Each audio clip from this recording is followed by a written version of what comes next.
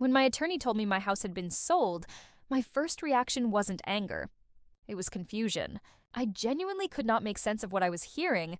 There had to be an explanation, a mistake, some kind of misunderstanding that would resolve itself the moment I spoke to my mother. I called her from my hospital bed. She answered on the second ring. Her voice was completely normal. She asked how I was feeling. She said she was glad I was getting better.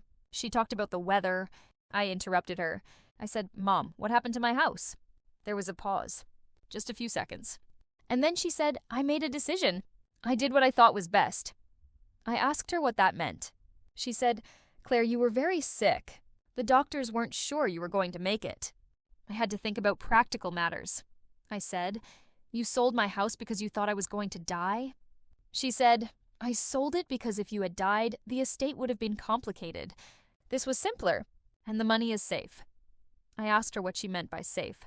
She said she had put the proceeds into an account. She would explain everything when I was stronger. There was nothing to worry about. I hung up. My attorney spent the next 48 hours going through every document. Here is what he found. My mother had contacted a real estate agent 4 days after my surgery, when I was still in intensive care and genuinely at risk of not surviving. She had listed the house, accepted an offer within a week, and completed the sale in 14 days.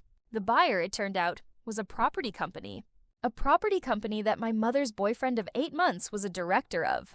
She had sold my house to her boyfriend's company, under market value, and transferred the proceeds into a joint account she shared with him.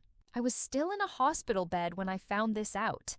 I had a drain in my side and a tube in my arm, and I was lying in a pale blue room finding out that my mother had sold my home to her boyfriend while I was unconscious. My best friend Lisa drove 3 hours to sit with me that evening. She didn't say much. She just sat there, and I remember thinking, I gave power of attorney to the wrong person. I chose the wrong person. I trusted the wrong person. But she wasn't just anyone. She was my mother. How do you protect yourself from that?